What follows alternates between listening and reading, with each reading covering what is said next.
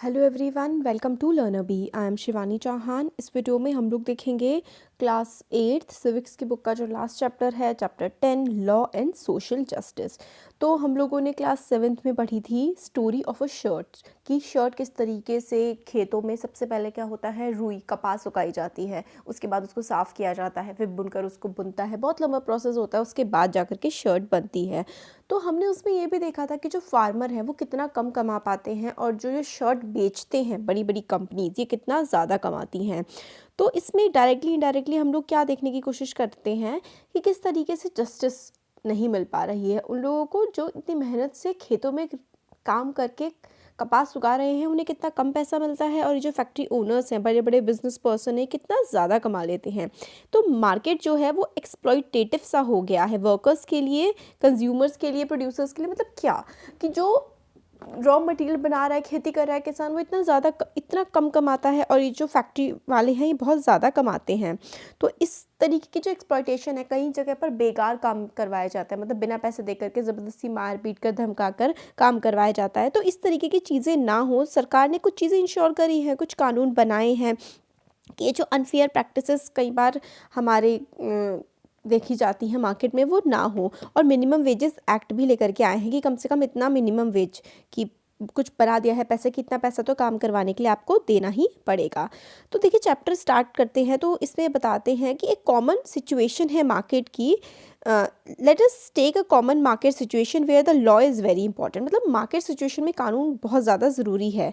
ये ऐसा इसलिए ना क्योंकि जो वर्कर्स का इशू है वेजेस का, वेज का मतलब होता है जो वो पैसा कमाते हैं, वो उसको हम वेज बोलते हैं। प्राइवेट कंपनी हो, कॉन्ट्रैक्टर हो, बिजनेस पर्सन हो, नॉर्मली ज़्यादा लोग क्या कोशिश करते हैं, सब लोग कोशिश करते हैं कि वो ज़्यादा से ज़्यादा प्रॉफिट कमा सके। अब उनकी जो ड्राइव होती है ना प्रॉफिट कमाने की कि भाई कुछ भी हो जाए हम लोगों ने तो सबसे ज़्यादा प्रॉफिट लेना है।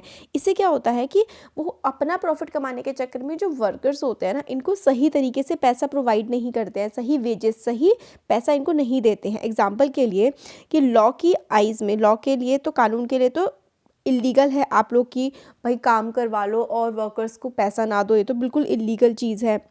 और सिमिलरली ये भी इंश्योर करना होता है कि वर्कर्स अंडर पेड ना हो, कि आप ठीक है पैसा दे रहे हो बट अगर आप लोगों का वो काम 500 रुपये का था उसकी जगह आप लोग 100 रुपये दे रहे हो तो वो भी चीज़ गलत है। तो कानून ये भी ध्यान रखता है कि वर्कर्स अंडर पेड ना हो और उनको फेयरली सही तरीके से पैसा दिया जाए। इसलिए क्या होते हैं, मिनिमम वेजेस पर कानून होते हैं कि भाई इतना पैसा तो देना ही पड़ेगा, वर्कर्स को उससे कम नहीं दिया जा सकता एम्प्लॉयर के द्वारा। एम्प्लॉयर कौन होता है, जो काम प्रोवाइड करता है। वर्कर कौन होता है, जो काम किसी के वहाँ जा कर के करता है।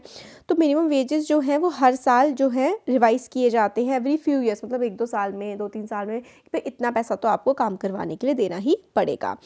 अब एज विद द लॉ और मिनिमम वेजेस, क्योंकि कानून वगैरह बन गए हैं कि इतना पैसा तो देना ही पड़ेगा, इससे क्या होता है वर्कर्स प्रोटेक्ट हो जाते हैं थोड़े।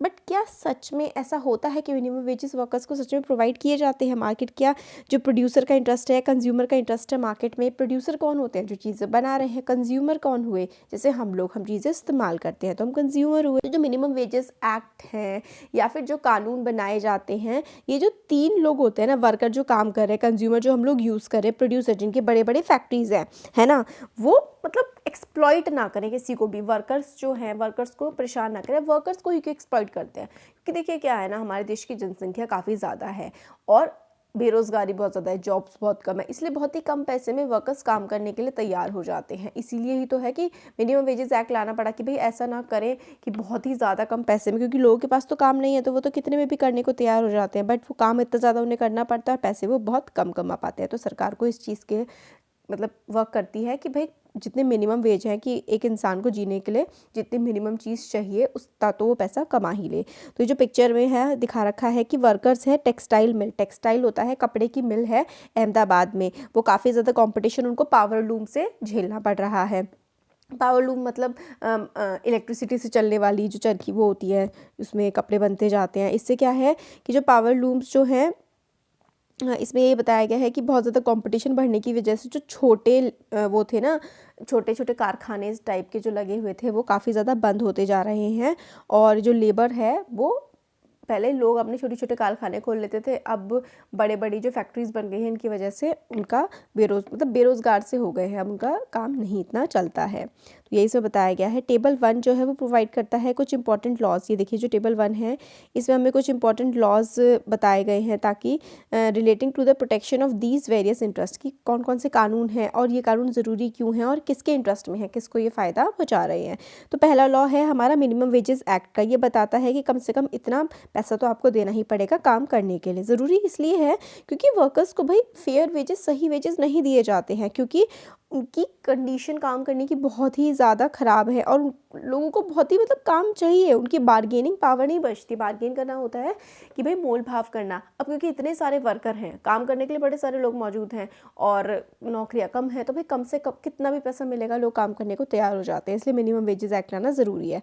अब ये किसके इंटरेस्ट में है, तो भाई ये वर्कर्स के इंटरेस्ट में है, लेबर्स के, कंस्ट्रक्शन वर्कर्स के, फैक्ट्री वर्कर्स के, डोमेस्टिक वर्कर्स के जो घरों में काम करते हैं, सबके इंटरेस्ट में है कि भाई मिनिमम वेज एक्ट आए। अब है कानून की लॉ स्पेसिफाई करता है कि एडिक्वेट सेफ्टी मेजर्स हो, ठीक ठाक सेफ्टी मेजर्स होने चाहिए। एग्जांपल के लिए जैसे फैक्ट्री में अलर्ट सिस्टम होना चाहिए कि भाई कोई कुछ आग लग गई या गैस लीक हो गई। अभी हम इसमें आगे चैप्टर में भोपाल गैस ट्रेजेडी के बारे में देखने वाले हैं। तो भाई इस तरीके की मशीनरी होनी चाहिए, ऐसे कानून है। ये ज़रूरी इसलिए ताकि कोई एक्सीडेंट्स ना हो। किसके इंटरेस्ट में है भाई, ये तो फैक्ट्री के, वर्कर्स के, आसपास के लोगों के इंटरेस्ट में भी है ना। अब और क्या कानून है, लॉ कहता है कि क्वालिटी गुड्स जो है, जो सामान, गुड्स का मतलब होता है सामान, जो सामान आप इस्तेमाल कर रहे हैं वो अच्छी क्वालिटी का हो। एग्जांपल के लिए इलेक्ट्रिक अप्लायंस पे पिघल ना जाए, शॉर्ट सर्किट ना हो जाए, वो सही होने चाहिए। अभी कंज्यूमर्स के है ना, क्योंकि आप लोग जैसे कि सपोज़ करिए आप अपने घर में वायर्स लेके आए और वो अच्छी क्वालिटी के होने चाहिए ना, ताकि सब कुछ सही से रहे। तो यही है इसमें। और फिर इसमें है कि whose interest does the law protect. तो ये हर किसी का, ऑल पीपल ऑलमोस्ट, जो भाई क्वालिटी तो सामान की अच्छी होनी ही चाहिए, तो ऑल पूरी सोसाइटी का आप कह सकते हैं। अब एक और लॉ है, law requiring that the price of essential goods are not high. तो ज़रूरी जो चीज़ें हैं उनका सामान, उनका जो रेट है ज़रूरी वस्तुओं का, वो ज़्यादा महंगा ना हो। जैसे कि आप आलू, प्याज, है ना, चीनी, नमक, इनका रेट बहुत ज़्यादा नहीं बढ़ना चाहिए। बहुत ज़्यादा बढ़ेगा तो बहुत दिक्कत हो जाएगी। ये गरीब लोगों के इंटरेस्ट में है जो बहुत कम चीज़ें अफोर्ड कर सकते हैं। उनके पास इतना पैसा नहीं है कि वो सारी जो बेसिक खाने पीने की जो बोलते हैं ना कि डेली लाइफ को जीने की जो बेसिक ज़रूरतें हैं वो तो कम से कम इंसान खरीद पाए, तो इतने तो रेट्स होने ही चाहिए। अब law requiring that factory do not pollute air and water. अब कानून है कि जो फैक्ट्रीज़ हैं वो हवा पानी को प्रदूषित ना करें, पोल्यूट ना करें। अब पोल्यूटेड एयर वाटर से तो हवा तो डिस्क्रिमिनेट देखो नहीं करती है, अमीर हो चाहे वो गरीब हो। हवा गंदी है तो सबके लिए गंदी है। बट क्या होता है कि ऐसे इलाकों में फैक्ट्रियाँ लगाई जाती हैं तो जो गरीब इलाके होते हैं काफ़ी, तो के आसपास का एरिया काफ़ी ज़्यादा पोल्यूटेड हो जाता है, तो बहुत लोगों को ये दिक्कत करता है। Law against child labour in work places. तो चाइल्ड लेबर भी बच्चे की पढ़ने की उम्र होती है, खेलने कूदने की उम्र होती है। आप उसको बचपन से काम में लगा दोगे तो उसकी क्या ज़िंदगी रह जाएगी। तो बच्चों को प्रोटेक्ट करती है। और वर्कर्स एसोसिएशंस बने हुए हैं, खुद को ऑर्गेनाइज करते हैं ताकि भाई बेटर वर्किंग कंडीशन हो। कई बार 15-15 घंटे काम करवाया जाता है, कोई ब्रेक्स नहीं मिलते हैं, है ना। तो ये वर्किंग कंडीशंस भी ठीक होनी चाहिए। तो हम लोगों ने कानून के बारे में देखा, बट सिर्फ कानून बनाने से क्या होगा। गवर्नमेंट को इंश्योर करना पड़ेगा जो आपने कानून, सरकार ने कानून बना दिए, बट कानून बनने के बाद कानून इम्प्लीमेंट भी तो होने चाहिए, वो कानून लागू भी तो होने चाहिए। लॉ जो है वो एनफोर्स होना चाहिए, कानून लागू हो, एनफोर्समेंट लागू होना बहुत ज़्यादा इंपॉर्टेंट है, क्योंकि लॉ जो है वो वीक लोगों को प्रोटेक्ट करता है, स्ट्रॉन्ग लोगों से। जो लोग ताकतवर हैं उनसे कमज़ोर लोगों को ये कानून प्रोटेक्ट करता है। फॉर इंस्टेंस, इंश्योर कि हर वर्कर जो है उसको फेयर वेजेस मिले, भाई जितना उसने काम किया है उस हिसाब से उसे पैसे मिले। गवर्नमेंट को रेगुलरली इंस्पेक्ट करना चाहिए वर्किंग साइट्स को जहाँ पर काम चल रहे हैं, और पनिश करना चाहिए उन लोगों को जो इन कानूनों का पालन नहीं कर रहे हैं। जब वर्कर्स खुद पुअर होते हैं, पावरलेस होते हैं, तो उनको डर लगता है कि वो अपनी फ्यूचर अर्निंग्स को कैसे खो देंगे, या फिर अगर वो काम नहीं करेंगे, उनका काम छूट गया तो वो क्या होगा उनके साथ। तो वो डर डर के काम करते हैं और ख़राब कंडीशंस के खिलाफ कुछ बोलते नहीं हैं। और एम्प्लॉयर्स को इस बात का बिल्कुल पता होता है कि भाई ये तो डरे हुए हैं, इनको तो नौकरी की बहुत ज़्यादा ज़रूरत है, तो उनसे अंट अपनी मर्जी का काम करवाते जाते हैं। तो एक क्रूशियल केस है कि गवर्नमेंट को यहाँ पर ध्यान देना पड़ेगा और लॉ एनफोर्समेंट एजेंसी जो हैं वो अच्छे से इसमें काम करवाएं। Through making enforcing and upholding these laws, the government can control the activities of individuals or private companies। तो भाई ये कानून बना दिए, इन्फोर्स करवा दिए, तो गवर्नमेंट को जो कंपनी है ना, जैसे कि प्राइवेट कंपनी है या फिर इन सब की भी एक्टिविटीज़ को भी कंट्रोल में लाना पड़ेगा। ये मेक श्योर करना पड़ेगा कि भाई हमारे संविधान ने हम लोगों को कुछ फंडामेंटल राइट्स दिए हुए हैं, इंडियन कॉन्स्टिट्यूशन ने वो फंडामेंटल राइट्स हमें एक्चुअली मिले। एक हमारा फंडामेंटल राइट है राइट अगेंस्ट एक्सप्लॉयटेशन। ये कहता है कि भाई किसी को भी ज़बरदस्ती आप बॉन्डेज लेबर नहीं करवा सकते हैं, मतलब बंधुआ मजदूरी, आप बिना पैसे दिए ज़बरदस्ती किसी से काम नहीं करा सकते। यही होता है राइट अगेंस्ट एक्सप्लॉयटेशन, मतलब आपका साथ आपका कोई शोषण नहीं कर सकता है, संविधान आपको ये हक देता है। सिमिलरली संविधान ये भी कहता है कि कोई भी बच्चा 14 साल से कम की उम्र का ऐसी फैक्ट्रियों में काम नहीं करेगा जो कि हजार्डस होंगी, मतलब जैसे कि केमिकल फैक्ट्री हो गई या फिर माइंस हो गई जो कि बच्चे की हेल्थ पर बुरा असर डाल सकती है। इस तरीके की फैक्ट्री में कोई भी 14 साल से कम की उम्र का बच्चा काम नहीं करेगा। बट क्या ये कानून सच में प्रैक्टिस में आ रहे हैं, और क्या ये जो सोशल जस्टिस को प्रमोट कर रहे हैं, सोशल जस्टिस मतलब लोगों को क्या ये न्याय दे पा रहे हैं? कुछ क्वेश्चंस हैं जो हम इस चैप्टर में आगे एक्सप्लोर करेंगे।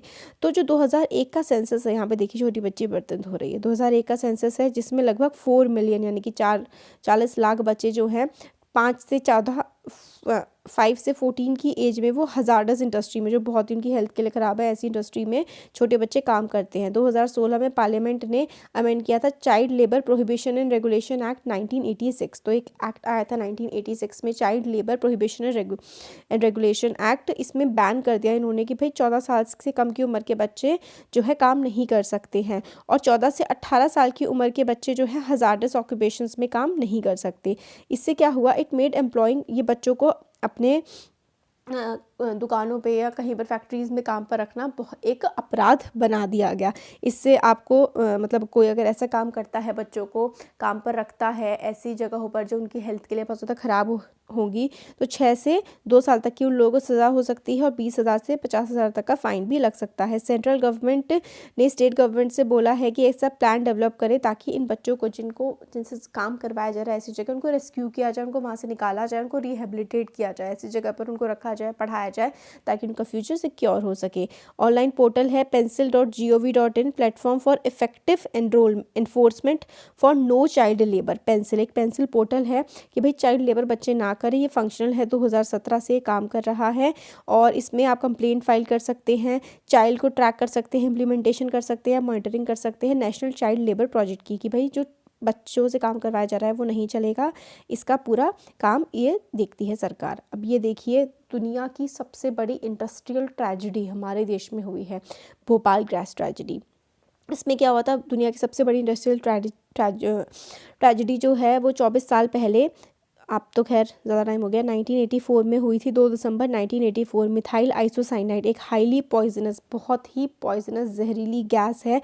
ये यूनियन कार्बाइड के प्लांट से लीक हो गई थी। यूनियन कार्बाइड जो है एक यूएस की कंपनी थी, वहाँ से अमेरिकन कंपनी थी, लीक हो गई थी। एक औरत है अजिया सुल्तान, वो सर्वाइवर हैं, वो बच गई थी। इस के बाद ये जो गैस लीक हुई थी, ये बताती हैं कि लगभग 12:30 बजे इनका बेबी बहुत तेज़ तेज़ खांसने लगा था और पूरा कमरा जो है वाइट कलर के धुएं से भर गया था और हर कोई मतलब इनकी आंखों पे जलन होने लगी थी और ऐसा लग रहा था ये आग में सांस ले रही हैं और इनकी आंखें पूरी जल रही थी। अब विदिन 3 दिन के अंदर अंदर 8,000 से ज़्यादा लोग मर गए और हंड्रेड्स ऑफ थाउजेंड, लाखों लोग जो है ऐसे हो गए, मेम्ड हो गए, मतलब उनके कोई ना कोई बॉडी ऑर्गन ने काम करना बंद कर दिया या ख़राब हो गए उनके बॉडी ऑर्गन।